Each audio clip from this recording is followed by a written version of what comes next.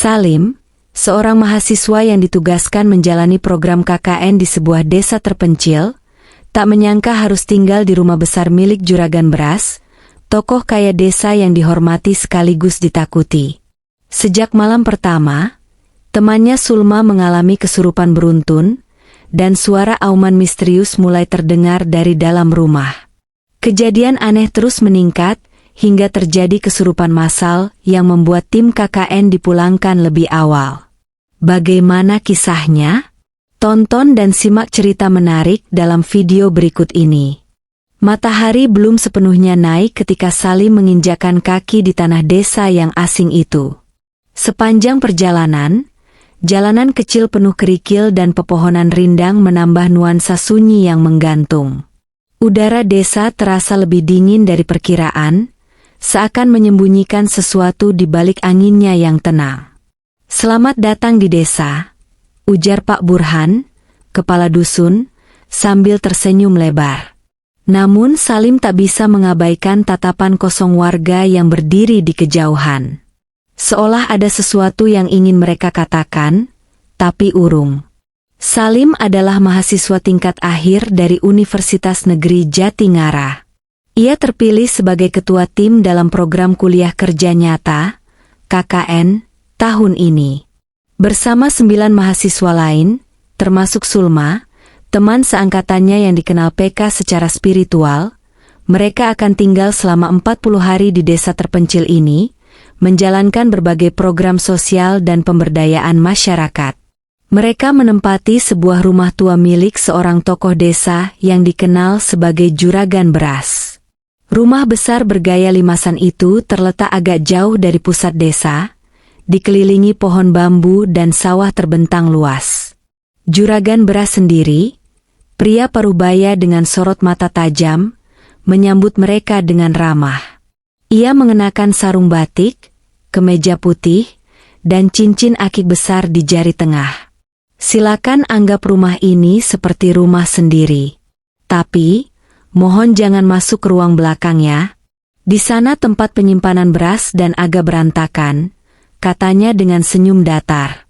Ucapannya terdengar biasa, tapi Salim sempat menangkap Sulma menelan ludah dan menatap ruang belakang yang dimaksud dengan mata membelalak. Malam pertama di rumah itu terasa aneh.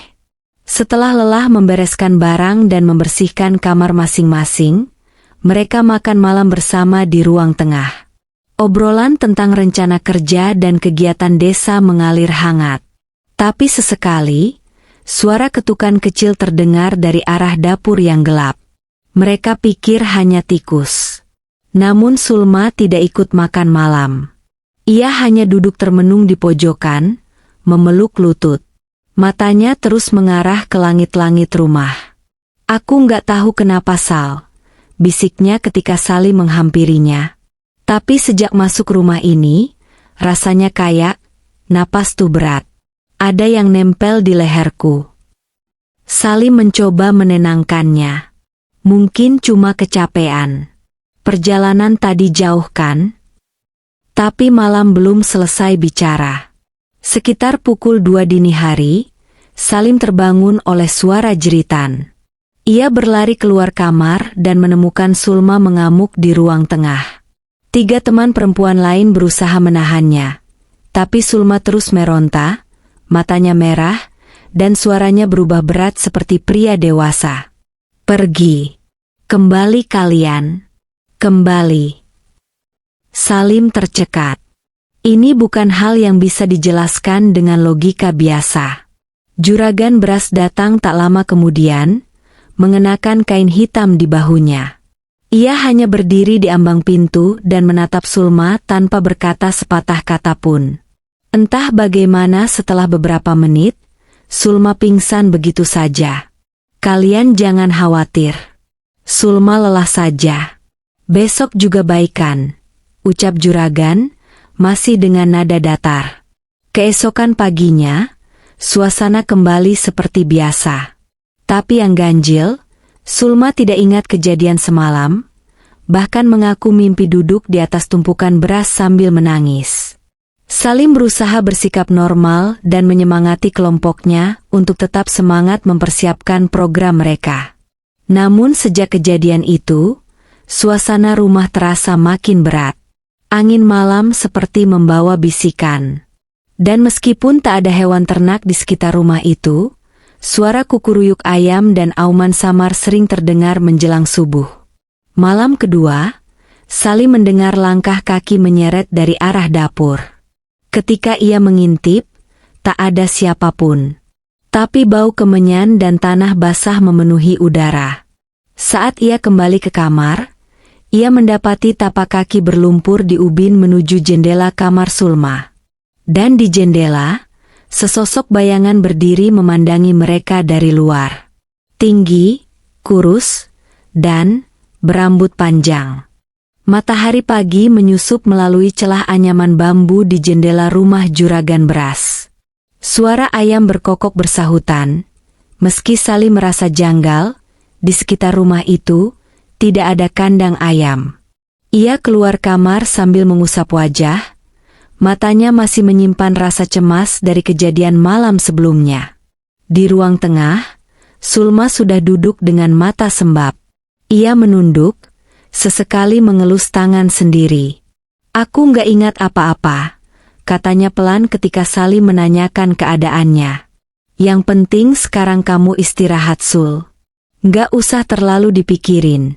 Salim mencoba menenangkan, meski hatinya tak setenang ucapannya. Mereka memulai kegiatan pertama dengan berkunjung ke balai desa.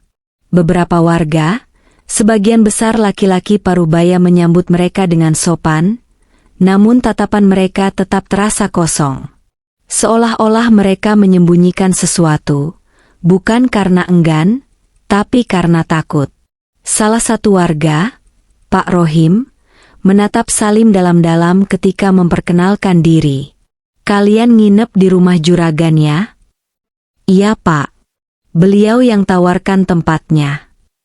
Pak Rohim tak menjawab, hanya mengangguk pelan lalu menunduk sambil mengusap wajahnya cepat seperti menolak meneruskan percakapan. Hal itu membuat Salim gelisah. Ada aura tak terlihat yang menggantung di antara senyum dan diam warga desa ini. Siangnya, mereka memulai kegiatan bersih-bersih mushola dan menyusun program kegiatan sosial.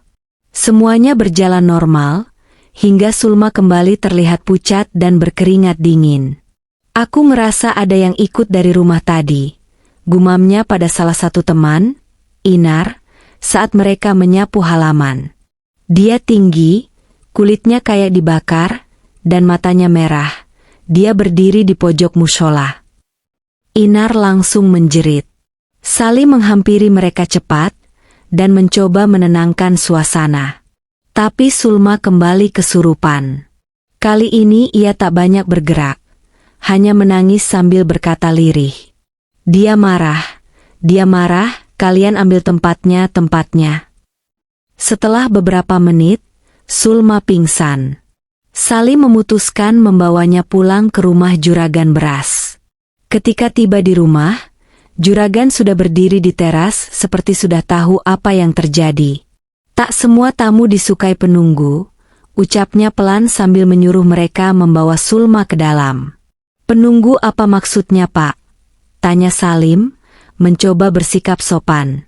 Juragan menatap tajam padanya, lalu mengelus jenggot pendeknya. "Sudahlah. Tak semua yang bisa dilihat perlu diketahui." Malam kedua datang dengan udara yang lebih dingin dari biasa. Angin kencang meniup tirai kamar, membawa bau anyir dan aroma dupa yang samar. Salim tidak bisa tidur. Ia duduk di ruang tengah, menyalakan laptop sambil mendata ulang rencana kegiatan. Tiba-tiba, terdengar suara berderak dari arah belakang rumah. Awalnya seperti kayu tua yang retak, lalu berganti menjadi bunyi rantai yang diseret. Suaranya lambat, menyeret, berat. Degup jantung Salim semakin cepat. Ia berdiri, melangkah pelan ke dapur, mematikan lampu agar lebih mudah mengintip keluar. Di pekarangan belakang yang gelap, hanya terlihat samar-samar pohon pisang yang bergetar di tiup angin. Namun, dari balik semak, ia yakin melihat sosok hitam tinggi besar, berdiri mematung, seperti sedang mengamati rumah itu. Ia buru-buru mundur dan menutup pintu dapur perlahan. Ketika ia berbalik, Sulma sudah berdiri di lorong kamar. Matanya melotot, rambutnya acak-acakan. "Jangan buka pintunya," katanya tanpa suara, seperti hanya mulutnya yang bergerak. Lalu ia ambruk, tak sadarkan diri. Pagi harinya, Salim berinisiatif bertanya kepada salah satu ibu warga desa, Bu Mira, saat mereka menyapu halaman musola bersama. "Bu, sebenarnya siapa sih Pak Juragan itu?" Bu Mira menoleh cepat, lalu menunduk sambil membenarkan kerudungnya. "Bukan urusan kalian, Nak. Bukan urusan orang kota. Kami tinggal di rumah beliau, Bu. Teman saya sudah 2 kali kerasukan sejak di sana. Apa memang ada sesuatu di rumah itu?" Bu Mira berhenti menyapu. Bibirnya gemetar. "Jangan ganggu yang lama sudah tinggal di sana. Jangan ubah yang sudah diikat," ucapnya lirih. "Juragan sudah kasih tempat. Tapi tempat itu bukan cuma miliknya." "Bukan cuma miliknya maksudnya?" Bu Mira menatap Salim. Wajahnya penuh ketakutan. "Di rumah itu, Nak, Juragan hanya pemilik di dunia nyata. Tapi yang lain, yang lebih tua, masih tinggal di sana. Dan mereka lapar." Salim tak bisa berkata-kata. Saat kembali ke rumah, suasana makin tidak karuan. Salah satu temannya, Gusti, tiba-tiba mimisan saat bangun tidur. Inar mengaku melihat sesosok anak kecil duduk di loteng rumah tengah malam. Dan suara auman itu, ya, mereka mulai mendengarnya juga. Seperti suara harimau, tapi berat dan seakan datang dari dalam rumah. Malam ketiga, Salim mencoba tidak tidur. Ia duduk di ruang tengah sambil menyalakan kamera ponsel untuk merekam apapun yang terjadi. Sekitar pukul 2, pintu kamar Sulma terbuka sendiri. Lampu mendadak padam. Dan di layar ponselnya, Salim melihat sesuatu berdiri di ujung lorong. Sesosok tubuh hitam besar, tanpa wajah, bergerak pelan ke arahnya. Salim menjatuhkan ponselnya. Auman itu terdengar begitu dekat. Malam ketiga menjadi saksi ketika batas antara nyata dan gaib mulai kabur. Setelah Salim menjatuhkan ponselnya karena penampakan di lorong rumah, tubuhnya kaku. Suara auman itu tak hanya menggema di telinganya, tapi juga terasa bergetar di tulang-tulangnya. Ia tak tahu berapa lama ia terduduk di lantai sebelum semuanya gelap. Pagi harinya, ia terbangun di ruang tengah dengan kepala pening. Ponselnya masih menyala, tapi rekaman malam itu hanya menunjukkan layar hitam dengan suara berat dan lirih. Suara seseorang, atau sesuatu, yang terus menggumamkan kata, "Gilirannya belum. Gilirannya belum." Sementara itu, Sulma tak juga sadar. Wajahnya pucat, matanya bergerak-gerak di balik kelopak tertutup, dan ia mengigau sepanjang malam. Kata-katanya tak beraturan, tapi Salim mendengar beberapa kali ia menyebut kolam darah dan leher ayam. Tak tahan melihat keadaan temannya memburuk, Salim meminta izin ke kepala dusun untuk memanggil pertolongan. Tapi jawaban yang ia dapat sungguh tak terduga. "Kalau kamu panggil orang luar ke sini, anak-anakmu yang lain juga bisa diambil," kata Pak Burhan dengan wajah serius. "Maksudnya, Pak? Siapa yang ambil?" tanya Salim setengah berteriak. Pak Burhan tak menjawab, hanya memberi selembar daun sirih yang dilipat rapi dan berkata, "Simpan ini di bawah bantal Sulma malam ini. Kalau sampai dia mimpi ada yang kasih mangkuk hitam, jangan biarkan dia menerimanya." Perasaan Salim makin tak menentu. Malam keempat datang. Langit tak berbintang, dan angin lebih dingin dari biasanya.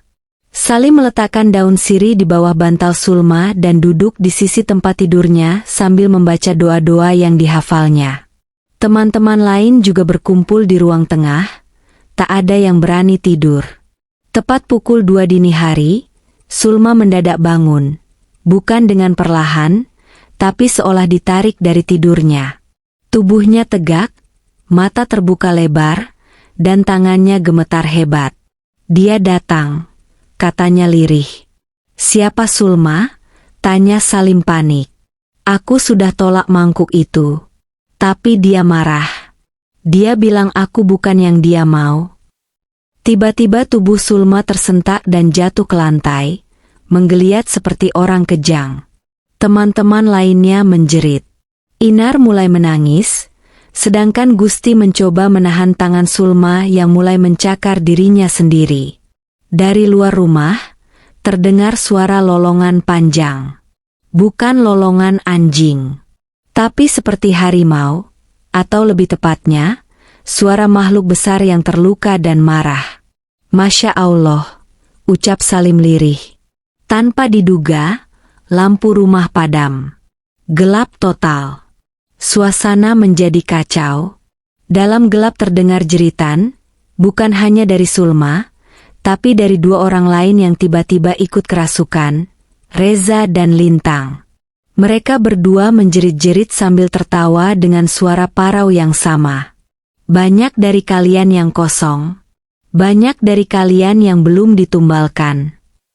Ketiganya mulai bergerak ke arah teman-teman lain dengan gerakan seperti merangkak cepat, matanya melotot. Semua berteriak. Salim berusaha menarik Inar keluar rumah, tapi suara ketukan bertalu-talu di dinding rumah menghalangi langkah mereka. Seolah-olah rumah itu sedang dikepung dari segala sisi. Tiba-tiba, dari ruang tengah terdengar suara berat. Bukan manusia. Cukup. Bukan malam ini. Dan semuanya diam.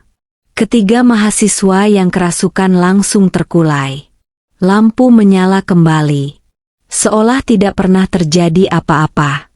Namun Salim tahu, mereka semua sudah melihat sisi lain dari desa ini.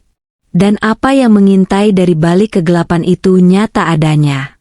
Keesokan harinya, Salim mengambil langkah nekat. Ia menghubungi dosen pembimbing lapangan, Bu Rindi. Dengan suara gemetar, ia menjelaskan apa yang terjadi selama beberapa malam terakhir. Ia tahu Bu Rindi bukan orang yang mudah percaya dengan hal mistis, tapi suara Salim terdengar cukup gawat untuk meyakinkannya. Tanpa banyak tanya, Bu Rindi segera mengontak pihak kampus dan meminta rombongan mahasiswa itu untuk dipulangkan lebih awal. Mereka tak bisa terus di sana, Bu, ucap Salim di telepon. Teman-teman saya sudah tidak stabil. Ini bukan soal kerja lapangan lagi. Ini soal nyawa. Pihak kampus setuju. 2 hari kemudian, sebuah mobil jemputan datang dikawal staf fakultas dan 1 paramedis. Para mahasiswa KKN dikumpulkan dan diminta tak membicarakan apapun soal pengalaman mereka. Alasannya, menjaga nama baik kampus dan menghindari kepanikan publik. Ketika rombongan itu hendak naik ke mobil, Juragan Beras berdiri di depan pintu rumahnya. Ia tak tersenyum. Wajahnya lebih pucat dari sebelumnya. Tapi matanya seakan membakar mereka satu persatu.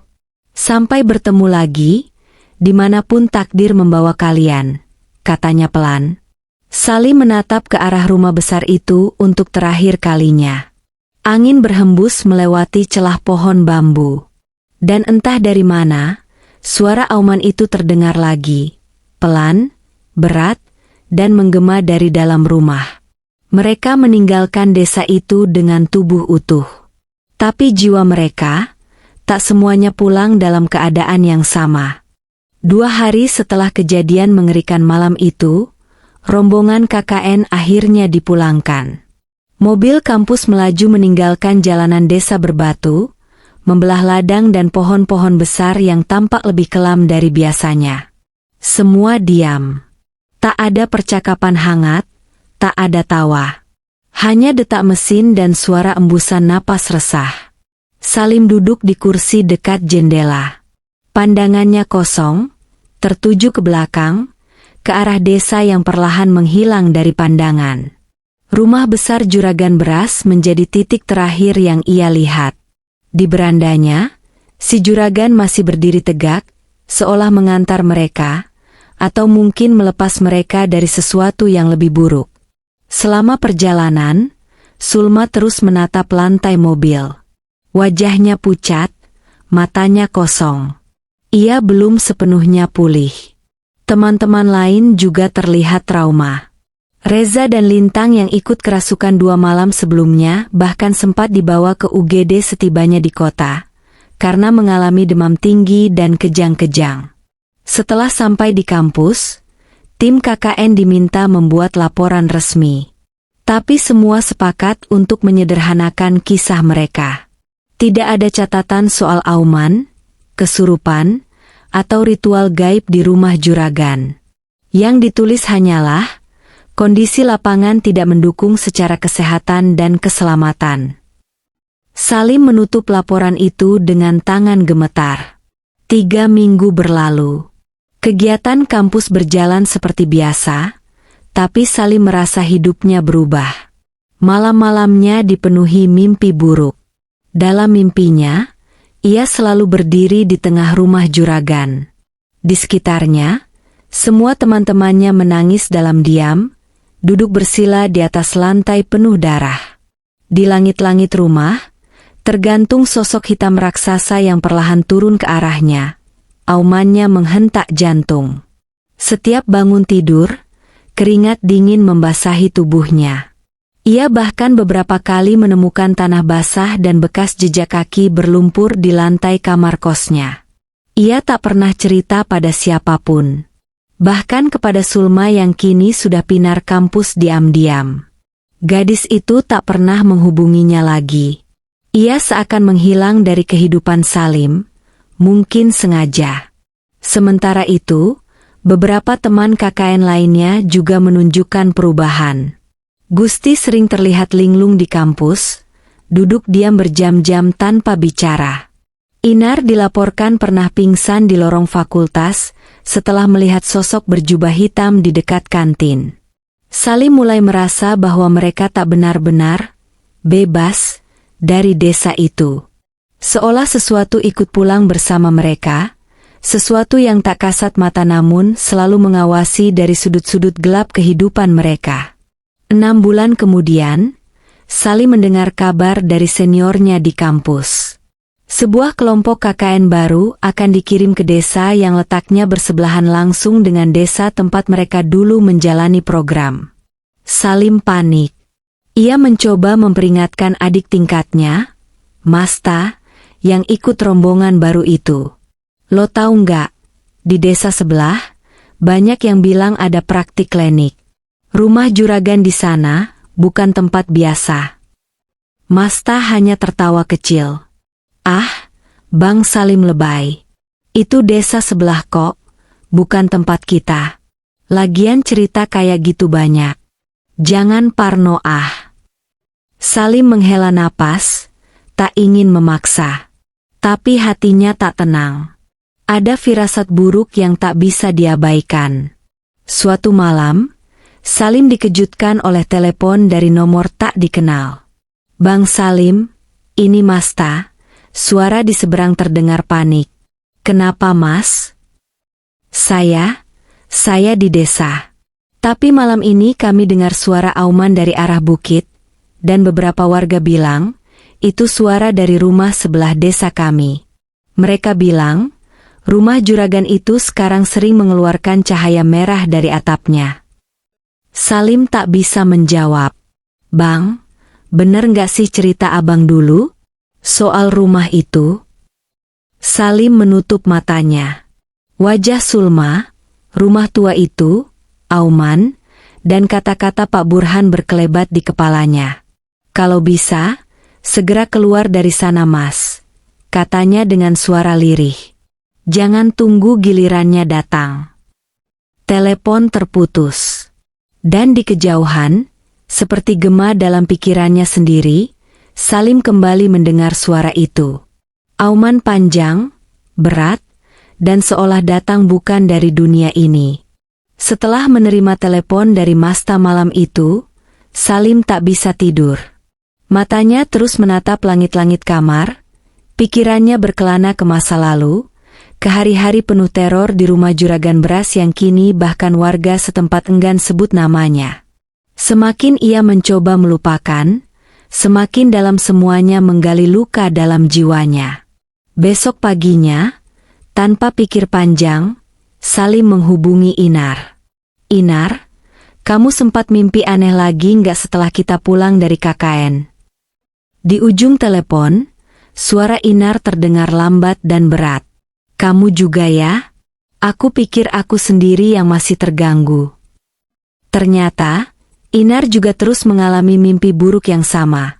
Berada di dalam rumah tua itu, dipaksa masuk ke ruang belakang yang dulunya dikunci rapat oleh juragan. Dalam mimpinya, pintu itu terbuka dan di dalamnya ada lubang besar seperti sumur berisi darah. Di atas lubang, menggantung sesuatu, sesosok tubuh setengah manusia setengah binatang, berleher panjang dan bermata merah. Setiap kali aku menolak mendekat, kata Inar pelan, aku selalu dibangunkan oleh suara, auman. Salim tak bisa mengelak lagi. Ini bukan sekadar trauma. Ada sesuatu yang tertinggal. Sesuatu yang masih berusaha masuk, meski mereka sudah jauh dari desa itu. Hari berikutnya, Salim memutuskan melakukan sesuatu yang tak pernah ia bayangkan sebelumnya. Kembali menelusuri latar belakang juragan beras. Katanya, setiap 7 tahun sekali, satu anak laki-laki dari desa itu hilang. Selalu saat bulan purnama terakhir di bulan Sura, kata temannya. Laporan-laporan itu semua menghilang dari arsip resmi sejak 1999, tepat ketika juragan beras mulai dikenal sebagai dermawan kaya raya yang membangun lumbung padi, sekolah kecil, dan masjid desa. Salim mulai melihat benang merah. Semua berkaitan. Ritual. Hilangnya anak-anak. Rumah besar itu. Kesurupan. Dan auman. 3 hari setelah itu, Salim memutuskan menghubungi 2 orang yang masih ia percaya, Gusti dan Inar. Ia mengusulkan untuk kembali ke desa itu, bukan untuk menetap, tapi untuk melihat apa yang sebenarnya terjadi, dan memastikan apakah memang benar rumah itu sekarang menjadi pusat aktivitas tak kasat mata seperti yang dikatakan warga. Gila. Kamu gila, Sal, kata Gusti. Kalau kita nggak lihat sendiri, kita bakal terus dikejar. Mimpi ini nggak akan berhenti, balas Salim. Kita cuma lihat. Siang hari. Kita nggak masuk rumah. Cukup tahu dan pergi. Setelah diskusi panjang, akhirnya mereka sepakat.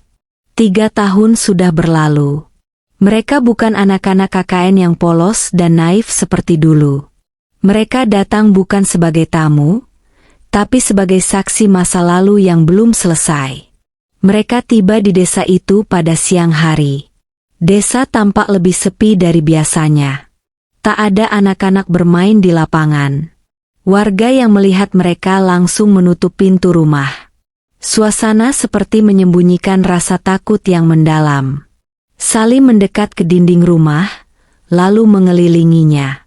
Di belakang rumah, ia menemukan pintu kecil kayu yang sedikit terbuka, pintu belakang yang dulu dikatakan tempat penyimpanan beras.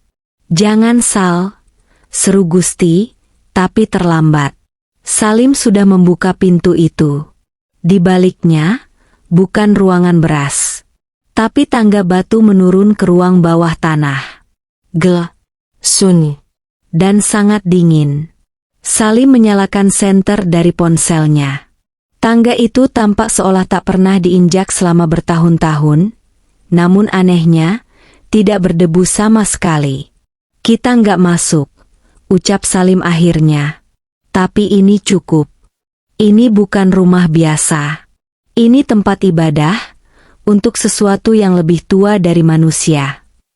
Saat mereka hendak pergi, suara auman itu terdengar. Namun kali ini bukan dari dalam rumah. Auman itu datang dari dalam tanah. Getarannya terasa di telapak kaki mereka. Seperti sesuatu yang terbangun, dan tahu bahwa mereka kembali. Salim menoleh ke belakang satu kali lagi. Di jendela atas, sosok hitam berdiri. Tak bergerak. Tak mengancam. Hanya menatap. Mereka kembali ke kota sore itu. Tak bicara sepatah kata pun selama perjalanan. Tapi mereka tahu, semua sudah berubah. Karena meski mereka kembali ke dunia nyata, mereka membawa pulang bagian dari dunia yang lain.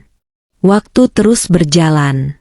Hidup seperti kembali normal bagi Salim. Ia sudah lulus, bekerja di sebuah lembaga sosial di Semarang, dan mencoba menutup lembaran masa lalunya yang gelap. Tapi sebagaimana bayangan, tak semua hal yang dikubur bisa hilang. Ada yang tetap menempel. Ada yang menunggu waktu untuk bangkit. Pada suatu pagi bulan Juli, Salim sedang memeriksa email ketika notifikasi pesan WhatsApp masuk dari nomor tak dikenal. Assalamualaikum Kak Salim. Saya Putri, mahasiswa KKN Angkatan 2025. Teman saya, Dika, kenalan Kak Masta, dapat kontak kakak. Kami sekarang sedang KKN di Desa Kedung Jati. Kata warga sini, desa ini bertetangga dengan tempat Kak Salim dulu KKN-nya. Boleh tanya sesuatu? Hati Salim langsung berdegup kencang. Nama itu muncul lagi setelah sekian lama tenggelam dalam diam. Ia membalas singkat. Boleh. Ada apa? Jawaban Putri datang cepat. Warga sini bilang rumah juragan beras akhirnya dibiarkan kosong setelah juragan meninggal bulan lalu. Tapi anehnya, sejak rumah itu kosong, suara auman sering terdengar malam-malam dari arah bukit yang menghadap ke sana. Salim menutup ponselnya pelan, menatap dinding putih di kantornya. Udara mendadak terasa dingin. Juragan beras meninggal? Ia mengira orang itu tidak akan pernah mati. Atau tidak bisa mati. Tapi bahkan kematian pun, ternyata bukan akhir segalanya. Penasaran? Malam itu Salim mencari berita tentang kematian juragan di situs berita lokal dan forum desa. Dan ia menemukannya. Sebuah artikel pendek dari sebuah blog warga menyebutkan bahwa juragan ditemukan tergeletak di ruang belakang rumahnya dalam kondisi perut membengkak tidak wajar. Warga yang melihatnya berkata, perutnya seperti mau meledak. Tapi anehnya tidak berdarah. Justru menghitam dan berdenyut. Yang lebih mengejutkan, saat jenazah hendak dibawa keluar rumah, semua lampu rumah padam dan suara auman menggema dari langit-langit.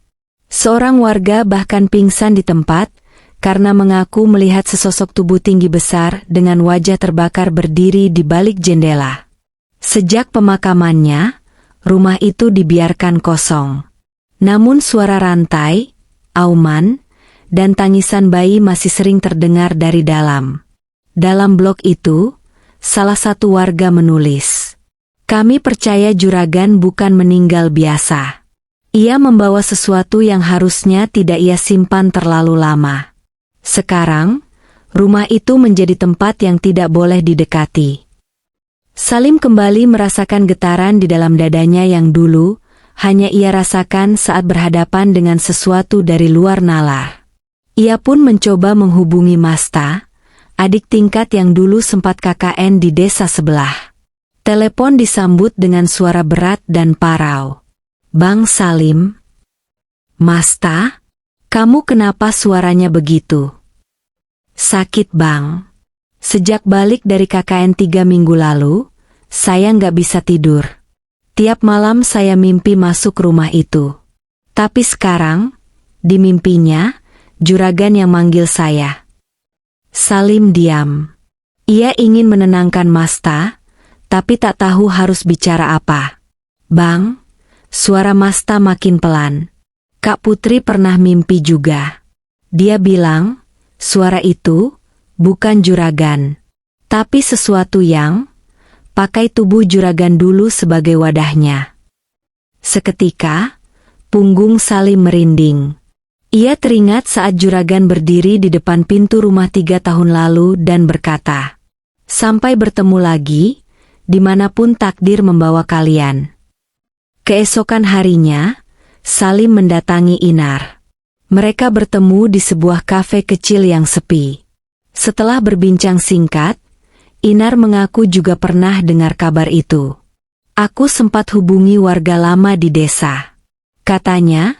Sebelum juragan meninggal, ia sempat dirawat di rumah, tapi perutnya terus membesar setiap malam, sampai kasur di bawahnya patah, ucap Inar dengan nada ngeri.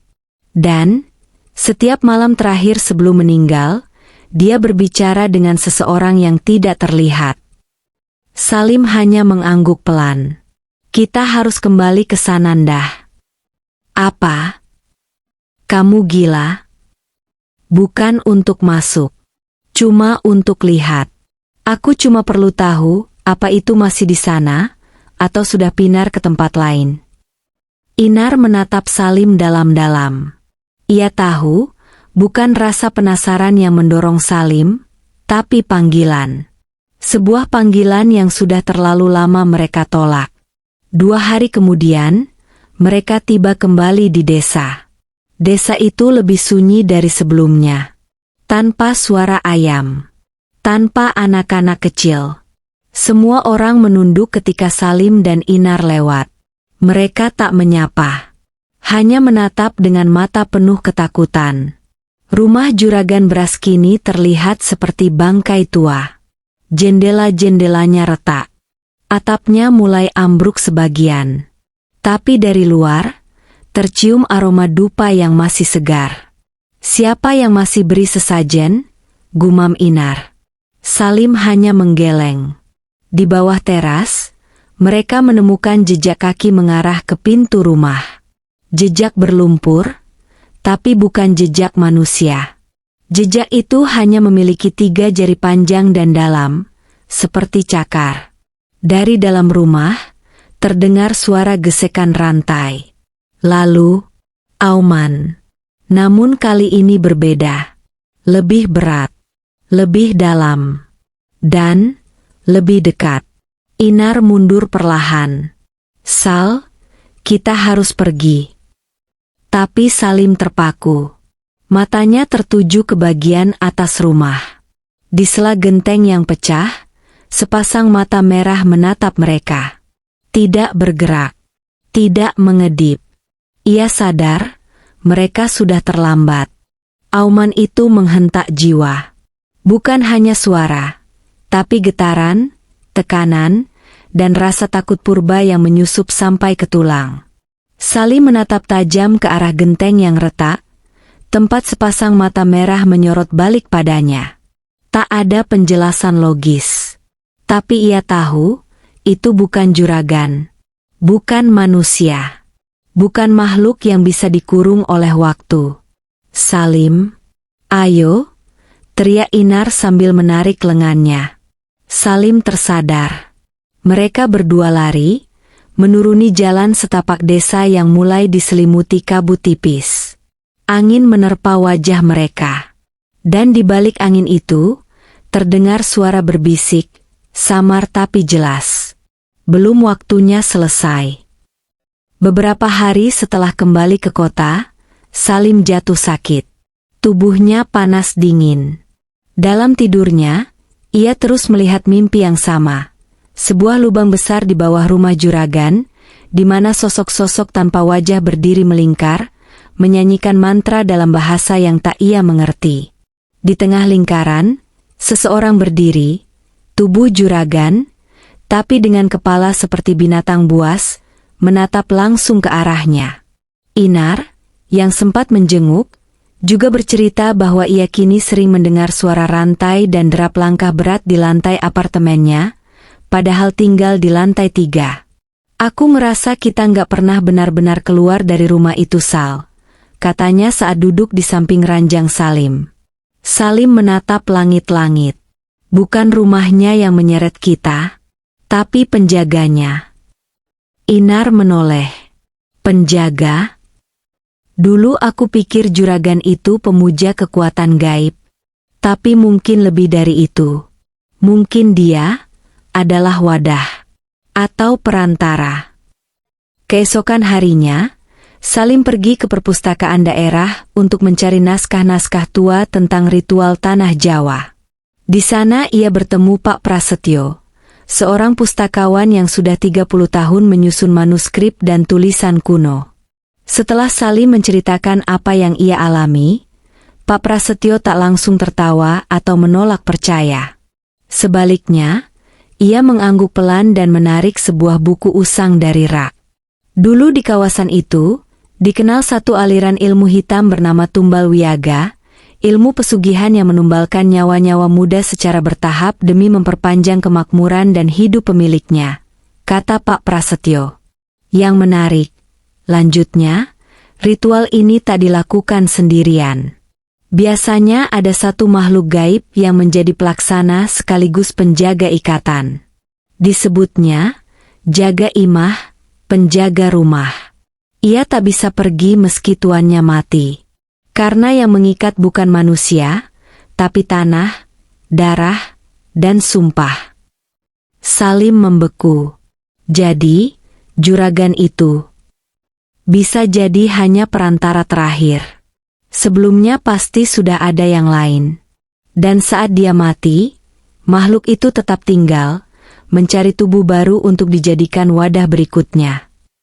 Beberapa minggu kemudian, Salim menerima pesan suara dari nomor tak dikenal.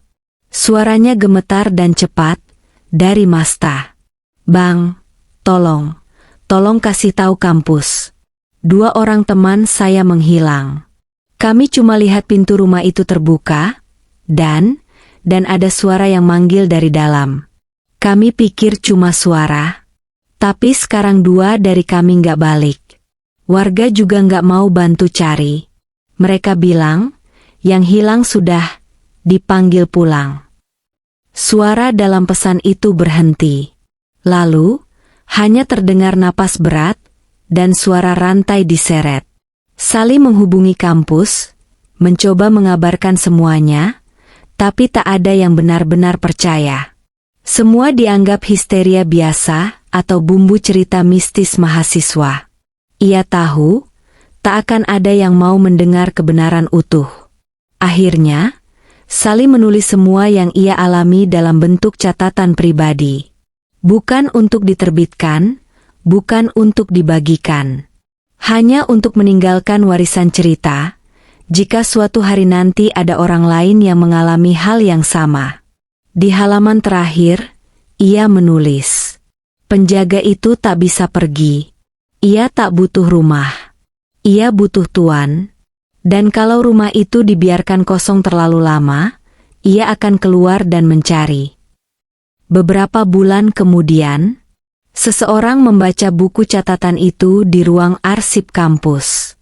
Seorang mahasiswa baru yang tengah menyusun proyek riset budaya mistik Jawa. Ia menutup catatan dengan napas berat. Saat hendak meletakkannya kembali, lampu ruang arsip mendadak mati. Dalam gelap, ia mendengar suara berbisik, "Giliranmu." Lalu terdengar, "Auman, terima kasih telah menyimak cerita ini sampai akhir. Jangan lupa subscribe, like dan komen channel ini. Semoga kalian menyukai cerita ini dan dapat mengambil hikmahnya. Wallahu alam bisyawab. Sampai jumpa di episode berikutnya.